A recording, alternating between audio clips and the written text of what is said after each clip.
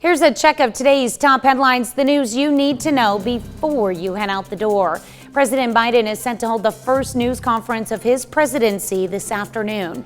CBS News will air a special report covering the event from the White House. In addition to the pandemic, it's likely the president will face questions about the economy, the border crisis, and gun control. A new AstraZeneca report out Wednesday has updated the data on how well its coronavirus vaccine works.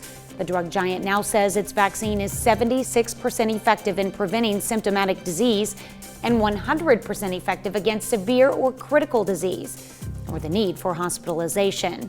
AstraZeneca says its vaccine is 85% effective in preventing symptoms in volunteers ages 65 and older. The number of available homes in the area is not keeping up with the demand, making it difficult for some buyers to find their dream home. Charles Burt with Charles Burt Realtor says interest rates are very low right now, making home financing more affordable.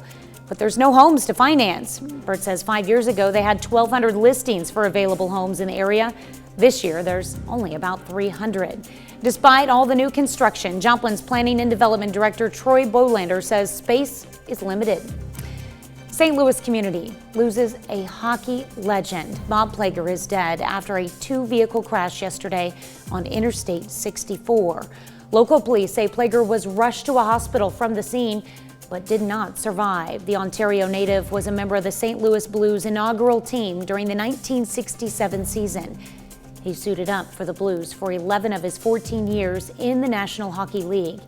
After hanging up his skates, Plager still was part of the Blues in various ways, including head coach and as special assistant to the general manager.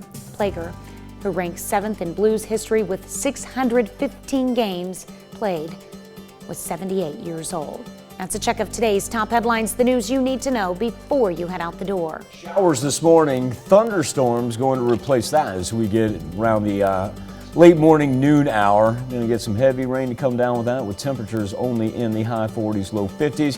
Finally pushing off toward the east, but not doing so until we get to about 7, 8 o'clock. Back into the high 60s and 70s Friday and Saturday. All the latest on the Skywatch weather app.